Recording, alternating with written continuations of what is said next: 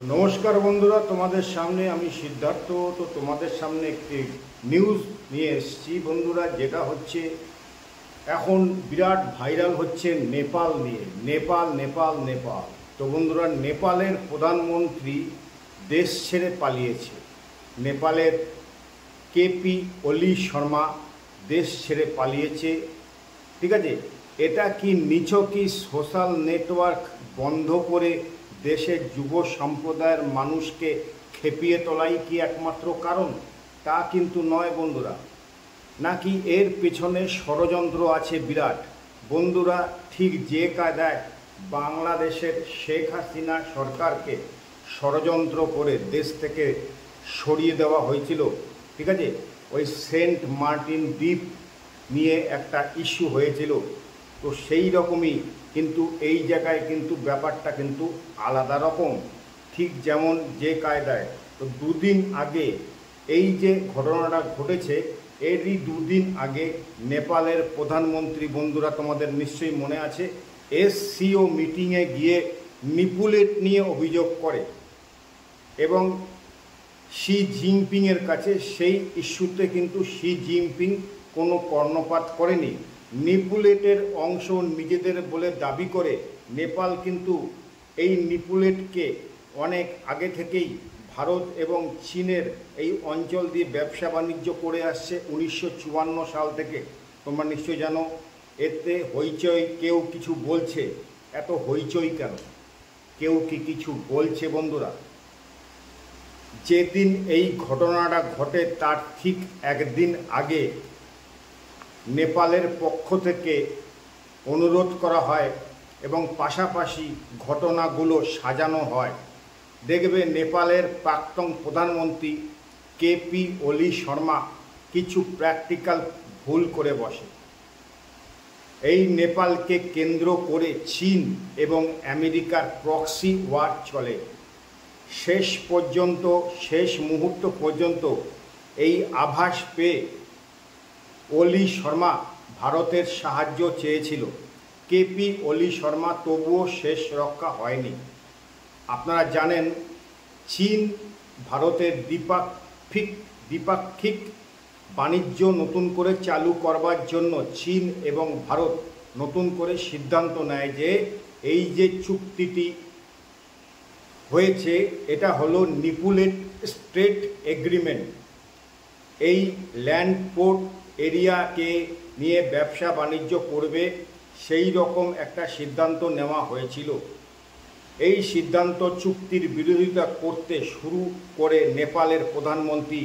KP ওলি শর্মা নেপালের যারা এই কেপি ওলি শর্মাকে সমর্থন করে যেসব রাজনৈতিক দলগুলো আছে তারা এই শর্মার উপর চাপ সৃষ্টি করতে শুরু করে যে কোনো মতেই এই নিপুলেট এগ্রিমেন্ট চীন এবং ভারত বাস্তবায়িত করতে না পারে বন্ধুরা ঠিক আছে তো এই হঠাৎ করে চীন এবং ভারতের এই দ্বিপাক্ষিক চুক্তি নিয়ে কেন নেপালের এত অসুবিধা হচ্ছে কেন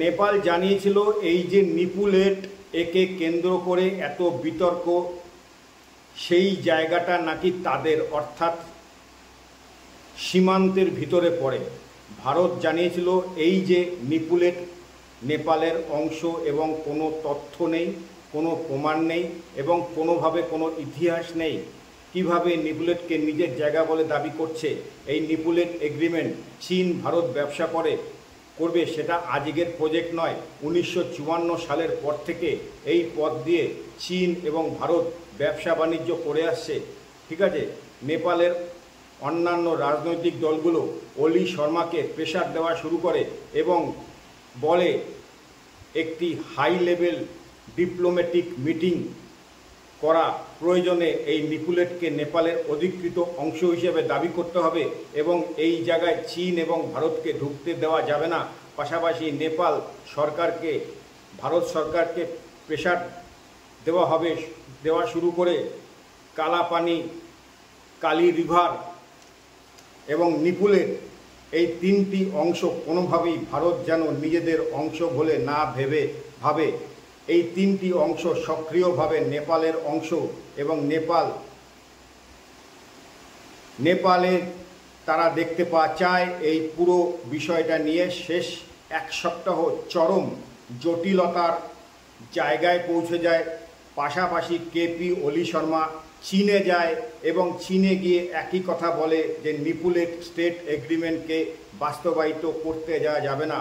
এই নেপালের সবথেকে বেশি ইনভেস্ট করে আছে ভারত, কিন্তু হঠাৎ করে এই নেপাল সরকার এই রকম ভোল বদল।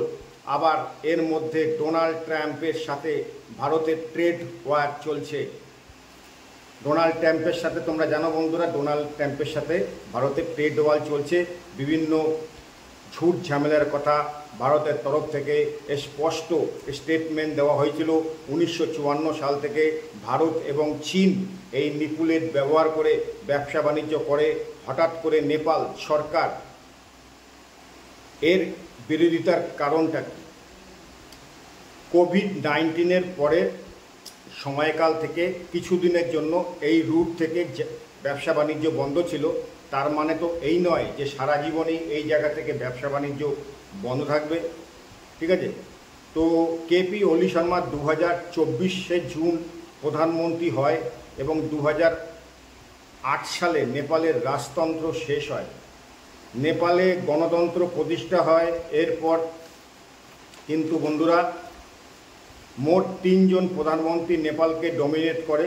কেপি ওলি শর্মা, পুষ্পা কমল দাহান এবং শের বাহাদুর। এই লম্বা রাজনৈতিক প্রধানমন্ত্রীত্বে একাধিক করাপশনের অভিযোগ, আনএমপ্লয়মেন্ট, নেপোকিটসের গুরুত্ব দেওয়া, ইকোনমিক্যাল ডিস্টেবিলিটি, একাধিক অভিযোগ কিন্তু নেপালের সাধারণ মানুষ করেছে।